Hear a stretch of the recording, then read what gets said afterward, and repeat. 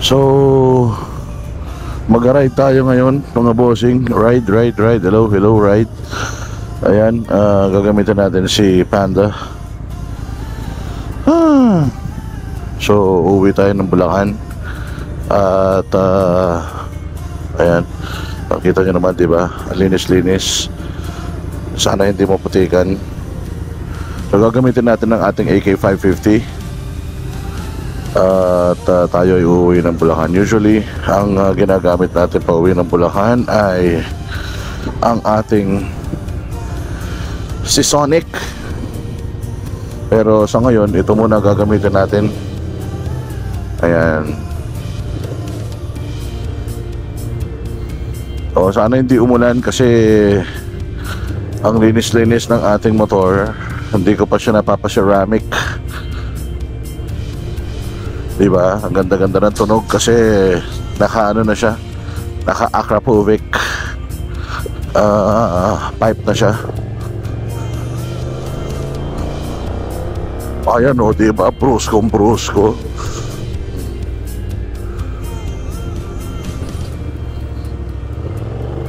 So, EDSA tayo, EDSA Gaming. Sana naririnig nyo ako kasi medyo may kalakasan yung ating tambucho. Kasi yun, ang sarap. Alam mo yung mga ganyan tunog, nakakakilig eh. Diba? Ang ganda ng dashboard nyo, oh.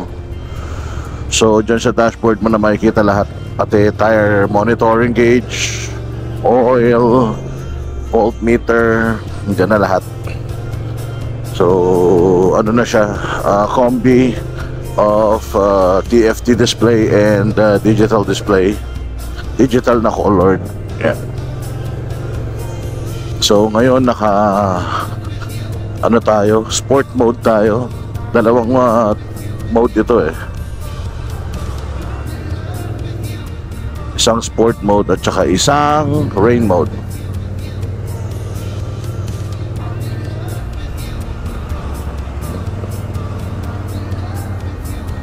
Siyempre, ano pa nga bang aasahan natin sa EDSA pag mga gantong oras na medyo traffic na yan.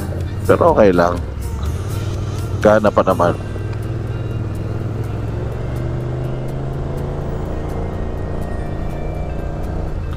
Ang gustong-gusto ko kapag naka-scooter ako is naka-Crocs lang ako. Yan o, Crocs. At hindi ako masyadong nakagayak. Binyagan lang natin si AK-550 Panda version 2.0 sa sa short ride lang to.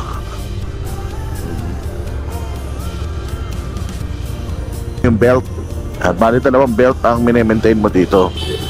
So i-compare natin sa ride itong si AK-550 at saka si Exciting natin. Of course, mas malakas to sa gas because naka-pipe siya, kaya mas malakas to. Kung city driving, mas magastos sa gasolina kasi matraffic nga dito, versus kung long ride, mas matipid sa gasolina. Kaya ako kasi, syempre, malaki nga akong tao, so okay lang sa akin tong bike na ito. Kung gagamitin ko siyang daily, makakaya ko siyang isingit-singit pag traffic, di katulad ng ibang mga motor na medyo hindi katulad ng ibang mga maliliit na tao na talagang may hirapan mag-filter, lalo na ako sa EDSA. Kaya nga nakaraan, magkasama kami ni Jay Guevara, naiwan ko siya kasi magaling ako magsingit-singit. Kahit gaano kalaki motor, talagang naisisingit-singit ko. Kaya pag nagsisity driving kami nila Banat Pai, ako lagi nauuna kasi pagka kumasya ako, pag sumut ako, ibig sabihin shoot na din sila. Ang kagandahan pati dito sa bike na to, kasi flagship flagship bike kasi to ni Kymco. So again, si Kymco ay known na partner ni BMW in terms of yung engine scooter. So may mga models ng BMW or most ng mga BMW scooters ay gawa ng Kymco yung kanilang engine. So para ka nang naka BMW pagka naka Kymco ka. Well, again, considering that this is the flagship bike ng Kymco, ito yung pinaka high-end mahal na bike nila. Binuhos nila lahat dito. Quality lahat, switches, plastics na ginamit, mga materials, aesthetics, at saka yung features. Pero may nilabas din bago si AK550 yung premium, yung all electronics na talaga. Yung kanyang mga adjustments, lahat dipindot na. Yung visor, dipindot na, so mechanical na lahat. Medyo may kamahalan na siya, pero ako, I still prefer itong version na to ng AK550 kasi mas mahaba yung wheelbase niya. Tsaka wala siyang traction control. Ayaw ko yung traction control kasi nako-compromise yung bilis ng motorsiklo. Kasi usually naman kapag wala kang traction control, mag-iingat ka lang naman kapag basa yung kalsada eh. So ang ginagawa lang naman ng traction control is pinapantay niya yung bilis ng ng kanyang yung bilis ng gulong sa likod at saka sa harap, pinapantay lang niya. Ito na yung yung rally ni Morales. Asa na si Morales?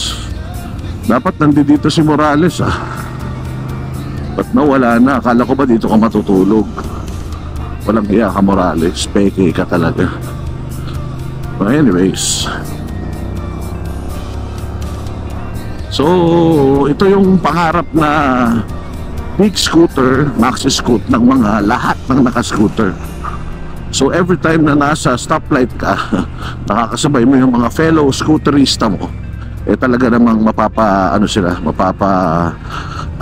tingin sila dito sa bike na to. This bike is a head turner, ika nga. Head turner talagang lahat mapapalingon, mga naka big bikes and all, mapapalingon talaga dito sa motorsiklo na to. So nagpa full tank ko nung nakaraan, parang nagbi-blink na yung reserve ko, 700 plus kailan pa yun, pero puno pa rin naman yung yung fuel gauge niya. So I think okay naman yung fuel consumption. Talagang depende na lang sa driving driving style mo. Saka hindi pa ako ngayon ko pa lang siya i-expressway. So malalaman natin yung performance sa expressway. Halos wala siyang pinag-iba sa akin sa Exciting 400 kasi halos magkasing laki naman siya.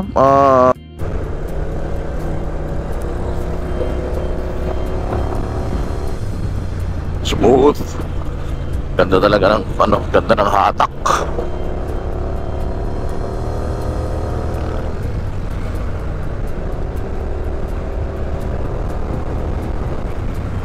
Pwede talaga tong motor na to pang bakbakan din.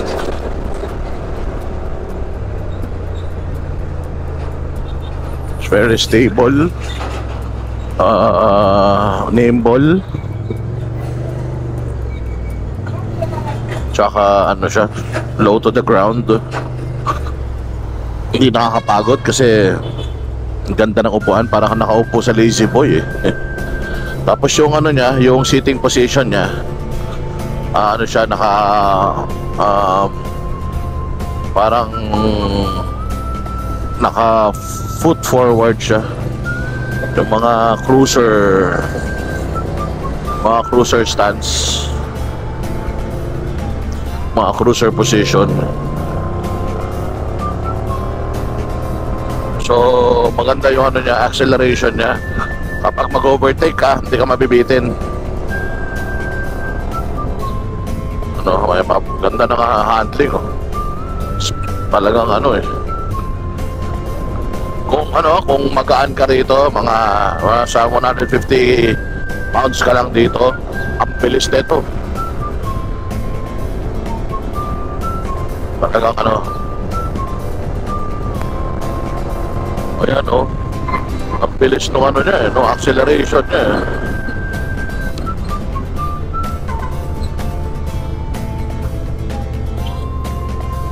Nakakatawa rin.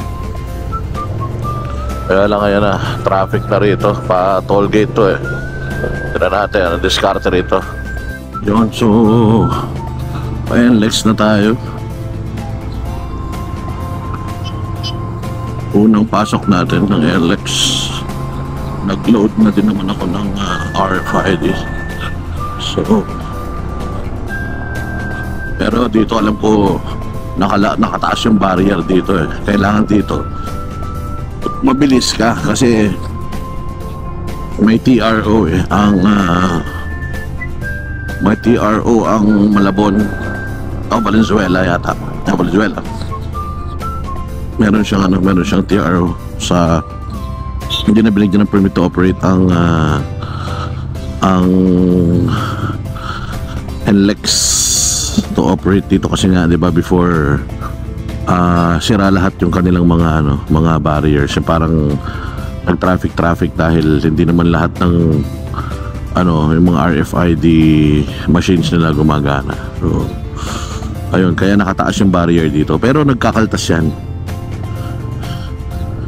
Nagkakaltas yan kapag mabagal ka, kaya kailangan yan dumikit ka para hindi ka mabawasan. O yan, diba? Kasi nakaano yan eh, nakataas yan, nagbabawas yan pero nakataas yung barrier kasi ayun nga, wala silang, as far as I know, wala silang permit to operate dito sa Valenzuela.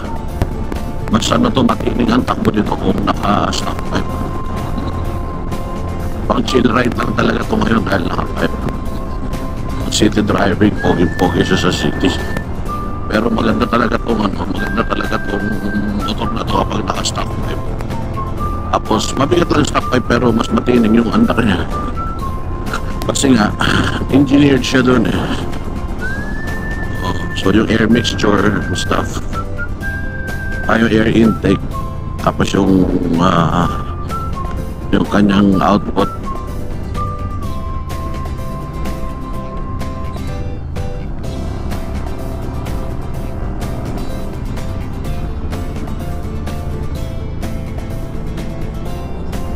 Usually traffic ang NLEX pag mga gantong oras, tingnan natin kung kamusta. Minsan talaga gusto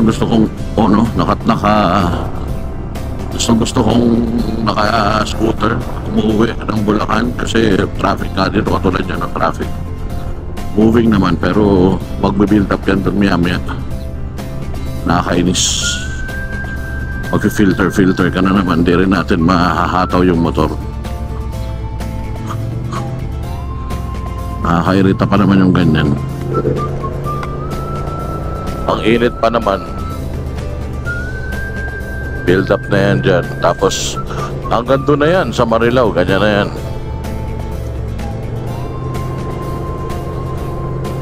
Hindi naman Marilao, siguro hanggang dyan lang sa may Malolo. May Kawayan. Ganyan na yan. Hindi na yan luluwag. Doon na yan luluwag sa dulo. Kaya minsan pag nakakambyo ako dito, busit ako kasi pag nakakambyo ka nga, mahirap pag-control. Pero okay naman. Pero hindi ka tulad nung ganito naka-sticker ka, naka-scooter ka o gasolina ka lang ng gasolina, iwas ka lang ng iwas dun sa mga sasakyan. Wala pa mahina pa yung busina ko kaya wala pa akong blinkers.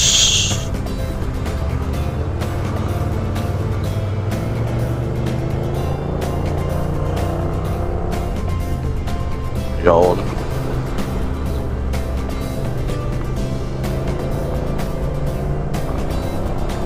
Chill pa din, nakakapagpa tayo. Nakakapagpatakbo pa rin naman tayo ng mabilis-bilis, pero hindi nga lang natin mahataw. Filtering.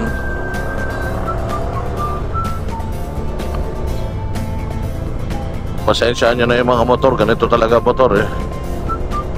Hindi kami pwedeng pumila dyan sa mga kotse kasi maliit lang yung cooling system ng motor. Mag-overheat yung mga motor kapag mabagal ang takbo. Mixture kasi ito eh, hangin at saka water cooled.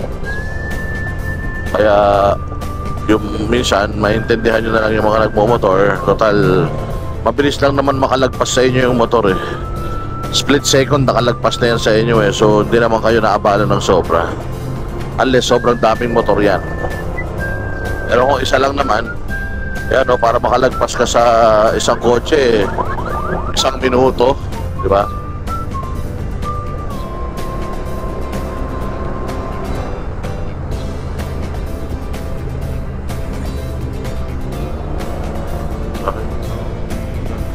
Yan. Filter lang. Yung maganda talaga, di ka mabibitin. Yung isa rin naman malakas din yun, pero iba yung ano nito. Manaramdaman yung difference ng power nung Exciting 400 at saka ito. Malaking diferensya kahit na 155cc lang yung ano niya, yung kanyang yung kanilang difference. Pero in terms of power, talagang parang feeling mo more than 300cc yung ano.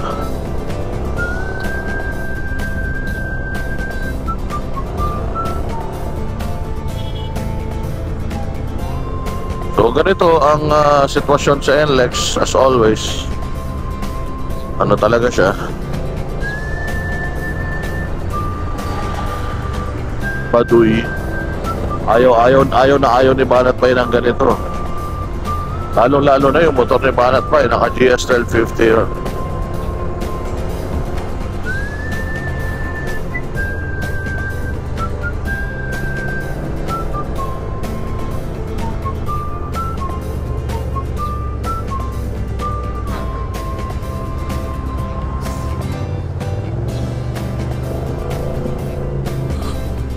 Lumuwag ng konti, sumikip na naman. Kailangan makarating tayo sa kaliwa. Kailangan makaano tayo sa kaliwa. Ayan, kasi masanay ako mag-filter sa kaliwa eh. Sanay ako mag-filter dito. Parang limitado kasi yung galaw nung nasa left side ko eh, dahil wall na yan eh. So mostly ano sila, yung nakahinto lang sila.